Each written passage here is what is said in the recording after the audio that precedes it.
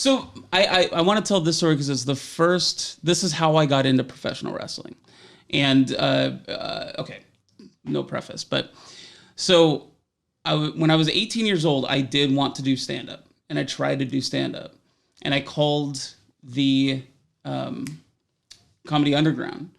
And I asked, I think they might have been the Improv at that time, but I don't remember for sure. But anyway, the point is, I called there and I asked them how to get up. And I don't know if they didn't have open mics at the time, but the guy told me I needed to send them a tape before I could go on stage there. So I called this restaurant locally in Oak Harbor where I was living. And I knew that they had live music every Tuesday. And I said I was a comedian, I was in town, and I wanted to go up on stage and do 15 minutes if that was possible. And they said, yeah, absolutely, we can definitely do that. And so we booked 15 minutes. And I remember on my way, this is where I was at mentally. On my way to the restaurant, I was thinking to myself, what am I going to talk about? Because I honestly believed at the time that stand-ups just went up on stage and just, like a lot of people think this, they just come up with stuff, just make things up. I mean, just side note, 15 minutes is so much time. like when you're starting, like you're like, oh, I'd love to be, I mean, when you start bombing, 15 minutes feels like 5 hours. Oh my God. Yeah. Sorry. No. That's what I'm saying. That's why earlier when I said I would never have survived as a stand-up if I'd started then. Luckily, I went to the restaurant. They had like a little reader board up front. It was like such and such band or whatever it was called. And then it was like plus comedy Todd Royce. And I was like, wow, this is like, I was like, okay, well, this is really, really cool. And that was easy. Yeah, I made it. And then I looked into the room and there was a band on the floor. There was no stage. Because in my mind, of course, I was picturing like a club with all this. It's a restaurant. There's like, they moved some tables and set up the band there with a microphone. And there were 2 tables of people. And I looked at it. I was expecting 400 people all in suits. I don't know. I was expecting that this was like the Copacabana or whatever. And, as soon as I saw that, I turned around and walked out. And I was like, that's it. I'm never doing stand-up. I can't do that. So that was the end of my stand-up. So there was no Todd Royce that night. There was no Todd Royce. I don't know what they did. Those people went home heartbroken. I'm sure they managed, but... And so then I was like, well, I don't know what I'm going to do. Like, I was going to do stand-up. And I've always wanted to do pro wrestling, blah, blah, blah.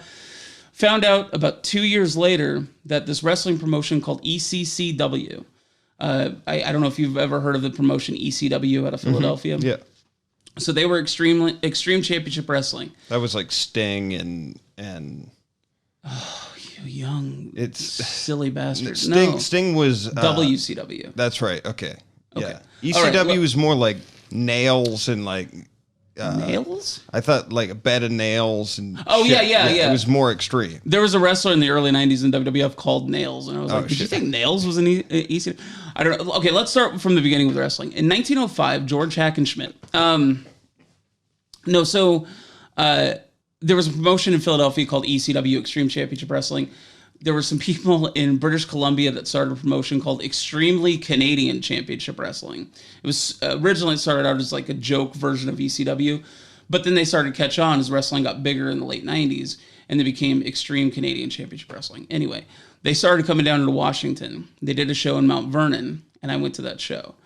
And I saw, I was sitting front row, and I looked over off to the side. I saw someone standing behind the curtain. This wrestler named Gorgeous Michelle Starr, who I had watched when I was a kid back in the 80s wrestle for the local Vancouver promotion on TV. And I freaked out because I've never been around any form of celebrity at this point in my life. And I was like, my God, it's Michelle Starr. I'm 19 years old or whatever, or 20 years old at this time. Michelle Starr, it's Michelle Starr. What were you wearing? I know what I was wearing because I was wearing this gray t-shirt that came to about here on my body, and then jeans that covered my fupa and then went down my and the glasses, not like these. They were much smaller glasses, but they were broken. Like they didn't have the nose part here, so they were kind of like off to the side like just this. Super fan. Just oh my God, a super geek fan. I remember one of the wrestlers' names on the show was Cheechuk. And I brought a little sign that said Chi Chuckamania. I had no idea who the guy was, but I was like, I want to have a sign. You gotta support someone. Yeah, and then years later, I met and worked with Chi Chuck, and he was a piece of shit, and I hated his guts. But but I think Star saw me react like that. And so during his match, he was at the main event tag team match. During his match, he came out of the ring, came over to me, and I remember being like I was so starstruck for this guy, and I hate saying it because I know him so well now, but I was so starstruck at Michelle Starr standing over me, and he grabbed me by my shirt and started like, shut up, blah, blah, blah, whatever, right? And at the time, I had been watching wrestling shoot interviews. I was a big fan of like the inner workings of pro wrestling, so I was like, I know he's not going to do anything to me, but I also don't want to be one of these dicks that just like I'm standing up against him because I know he can't do anything. So I start cowering in fear, which I'm sure like at this point with no acting experience, nothing like that, I'm sure I look just like, no! Like I'm just like, it's just very cartoony. And he's like pointing at me and like cocking his fist and then gets back in the ring and finishes. After the show's over, he comes walking out and he walks up to me before I can leave. And he's like, hey, I just wanted to say to you real quick that I'm sorry about all that. And he's like, it's just part of the show. And I was like, I totally understand. No worries at all. I was working. I'm sure I was like being really annoying, like how hecklers are like, I was just trying to make the show a little bit more fun. I was like, hey, I was trying to work with you. And he goes, and so then I was like, I heard that you have a wrestling school. And he's like, yeah. And I said, I'd like to like maybe come out and try out for it. Kind of expecting, because like at the time, by the way, I was way bigger than I am now. I was well over 5 bills. Really? Oh, God, yeah.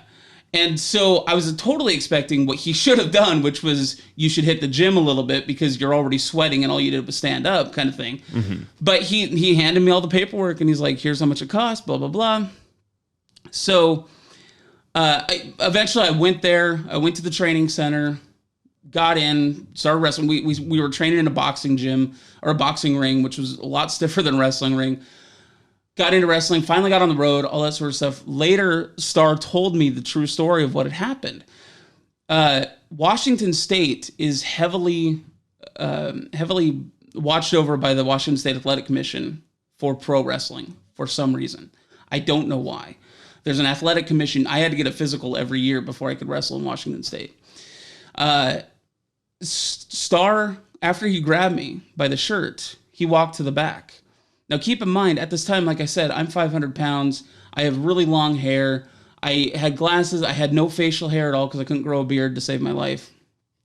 Apparently, he went back there, and the commissioner came up to him and said, I don't want the state sued.